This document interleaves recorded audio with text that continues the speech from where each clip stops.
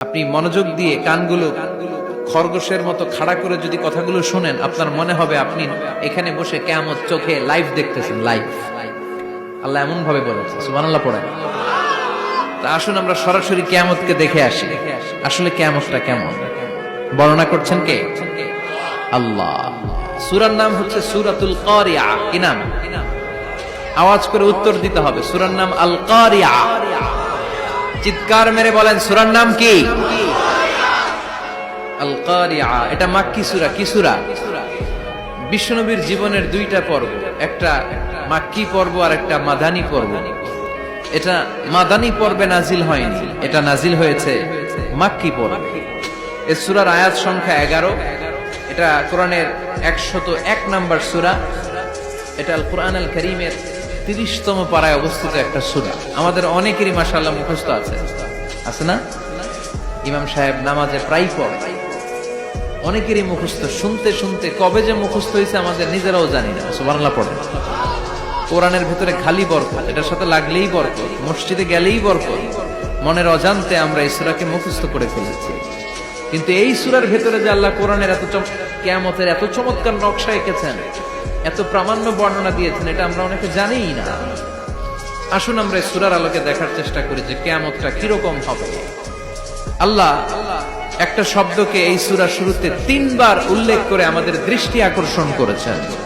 Allah tried to draw our attention by mentioning 3 times a word, and that is al-qari'ah. al-qari'ah শব্দটাকে তিনি 3 বার উল্লেখ করে আমাদের দৃষ্টি আকর্ষণ করেছেন। একটা শব্দ 3 বার বললে মানুষের দৃষ্টি আকর্ষিত হয় না? যেহেতু এটা আরব দেশে নাজিল হয়েছে, আবার মক্কায়, মক্কার লোকেরা আরবি বুঝে, তাদেরকে প্রথম বলা হলো আল কারিয়া। তারা ফিরে তাকালো, কি আল কারিয়া? আবার বলা হলো মাল কারিয়া। কি মাল কারিয়া? আবার বলা হলো ওয়ামা আদরাকা মাল কারিয়া। আবার তারা ফিরে তাকালো। দৃষ্টি আকর্ষণের জন্য আল্লাহ তাআলা 3 বার এই শব্দটা বলেছেন। এজন্য এই শব্দের একটা সিগনিফিকেন্স, একটা গুরুত্ব, অর্থবহ একটা মানদণ্ড আছে না নাই? আল কারিয়া শব্দের অর্থ হচ্ছে বিকট আওয়াজ। আল কারিয়া মানে কি? কথা বলেন, আরো জোরে বলেন। বিকট আওয়াজ। এই বিকট আওয়াজটা তৈরি করার জন্য আল্লাহ তাআলা একজন ফেরেশতা তৈরি করেছেন, যার নাম হচ্ছে ইসরাফিল। নাম কি? আমাদের মধ্যে অনেকের নাম কিন্তু আমরা ইসরাফিল রাখি, তাই না? ইসরাফিল আছে না নাই? আজরাইল কিন্তু রাখে না, ডরে। কেন রাখে না? ভয় পায়। কিন্তু ইসরাফিল আছে, আমার পরিচিত অনেকে আছে ইসরাফিল। তো এই ফেরেশতার পা হচ্ছে জমিনের নিচে, মাথা হচ্ছে আকাশের উপরে। এই ফেরেশতার কাজ হচ্ছে ওই বিকট শব্দ তৈরি করা। উনি একটা সাইরেনের মধ্যে ফু দিবেন, হুইসেল দিবেন, ট্রাম্পেট।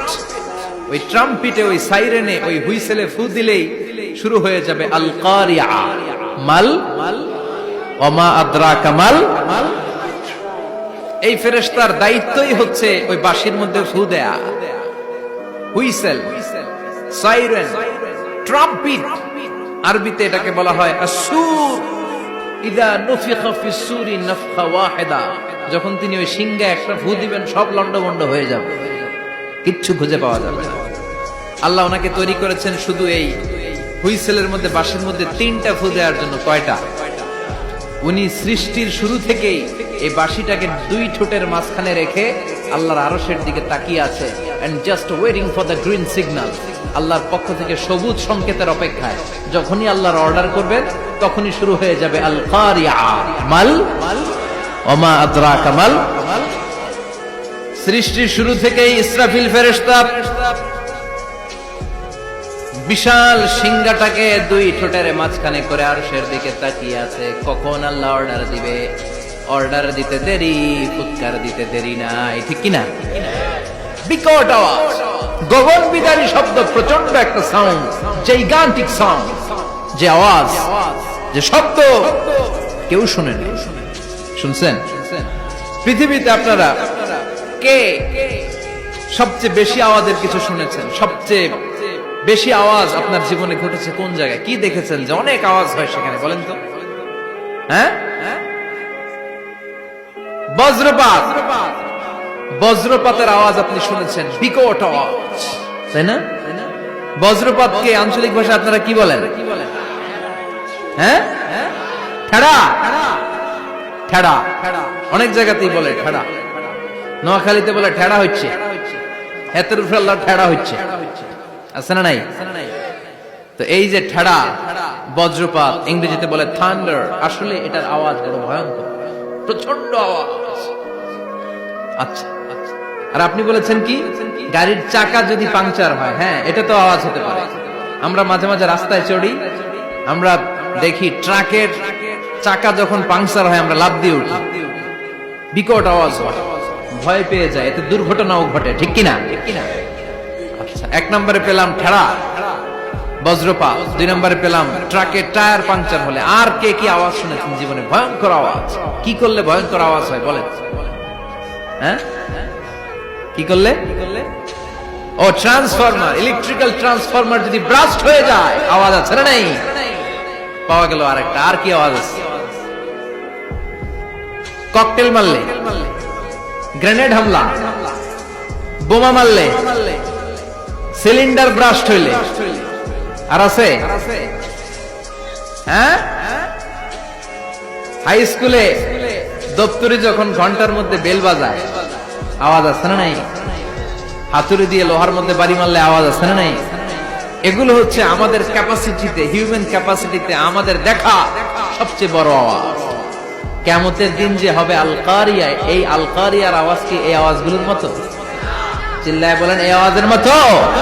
এজন্য আল্লাহ বললেন, আল কারিআতু মাল কারিআতু ওয়া মা আদরাকা মাল কারিয়া। সে আওয়াজটা ভয়ঙ্কর আওয়াজ। এটা বজ্রপাতের মতো না, এটা ট্রাকের টায়ার পাংচার হলে যে আওয়াজ হয় ওই আওয়াজের মতো না, গ্যাসের সিলিন্ডার ব্রাস্ট হয়ে গেলে যে আওয়াজ হয় ওই আওয়াজের মতো না, প্রাইমারি স্কুলে দপ্তরে যখন ছুটির ঘন্টা বাজায় ওই আওয়াজের মতো না। ওই আওয়াজটা এমন আওয়াজ, ওই আওয়াজ পৃথিবীর কেউ শোনে নাই। সেটার নাম হচ্ছে আল কারিয়া, মাল ওমা আদরাকা মাল, বিকট আওয়াজ, বিকট ভয়ঙ্কর ট্রাম্পিট। এই সাইরেনে ফু দেয়া হবে, প্রথম ফু দেওয়ার সাথে সাথেই লন্ডভন্ড হয়ে যাবে। এই ইসরাফিলকে তৈরি করা হয়েছে শুধুমাত্র কেবলমাত্র 3টা ফু দেওয়ার জন্য। চিল্লায় বলতে হবে কয়টা? এই ফেরেশতার আর কোনো কাজ নাই। তার আর কোনো কাজ আছে? ঠিক যে মুহূর্তে, এখন আমার ঘড়িতে বাজে 9:50, রাত 9:50, ঠিক এই মুহূর্তে যখন আমরা তাফসীর শুনছি, ঠিক এই মুহূর্তেও ইসরাফিল ফেরেশতা সিংহাটাকে 2 ঠোঁটের মধ্যে লাগিয়ে আল্লাহর আরশের দিকে তাকিয়ে আছে। ওই যে সৃষ্টি শুরু থেকে তাকিয়ে আছে, আজ অবধি তাকিয়ে আছে। যখনই গ্রিন সিগন্যাল আসবে মুহূর্তেই শুরু হয়ে যাবে আল কারিয়া, মাল ওয়া মা আদরাকা মাল। আল্লাহ বললেন সে আওয়াজটা হবে বড্ড ভয়ঙ্কর। প্রথম ফুৎকার যখন দেয়া হবে এটার বলে নাফকাতুল ফাজা। দুনিয়ার সব মানুষগুলো অবাক হয়ে যাবে, পুরো পৃথিবীটা কেঁপে উঠবে, পৃথিবীর বিল্ডিং গুলো দুমড়ে মুচড়ে পড়বে, পৃথিবীর বড় বড় যত পাহাড়গুলো আছে তুলার মতো বাতাসে পাহাড়গুলো তুলিত হতে থাকবে। আল্লাহু আকবার। আল্লাহ বললেন ইয়াউমা ইয়াকুনুন নাসু কাল ফারাশিল মাবথুস ওয়া তাকুনুল জিবালু কাল আহিনিল মানফুশ। সেদিন মানুষগুলো বিক্ষিপ্ত পতঙ্গের মতো নিক্ষিপ্ত হবে যখন আল কারিয়া, এই বিকট আওয়াজটা হবে। শুনতেছেন? মনোযোগ আছে? কথা বুঝতে সমস্যা হচ্ছে না তো? 3টা ফুৎকার। কয়টা? প্রথম ফুৎকার দেওয়ার সাথে সাথে মানুষগুলো বিক্ষিপ্ত পতঙ্গের মতো নিক্ষিপ্ত হবে। এই যে আরামসে বসে আছি, তখন আর বসে থাকা যাবে না। কে ধাক্কা খেয়ে কই চলে যাব টেরই পাওয়া যাবে না। আমরা এই যে বসে আছি এর কারণ হচ্ছে গ্র্যাভিটেশনাল একটা ল আছে, পাওয়ার। এটারে বাংলায় বলে মাধ্যাকর্ষণ শক্তি। কি শক্তি? কথা বলেন। কে আবিষ্কার করছে এটা? হ্যাঁ, কে? বিজ্ঞানের নিউটন, আইজাক নিউটন আবিষ্কার করেছে। আপেলকে সে নিচে পড়তে দেখে গবেষণা করে পেয়েছে গ্র্যাভিটেশনাল পাওয়ার। ওইটা থাকার কারণে পৃথিবীর সেন্টার সবকিছুকে নিচের দিকে টানে, নিজের দিকে টানে, ফলে আমরা বসে আছি। কিন্তু এই মাধ্যাকর্ষণ শক্তির বাইরে যদি আমরা আকাশে উঠে যাই আর কিন্তু কোনো টানাটানি নাই, আপনি শূন্যে ভেসে থাকবেন।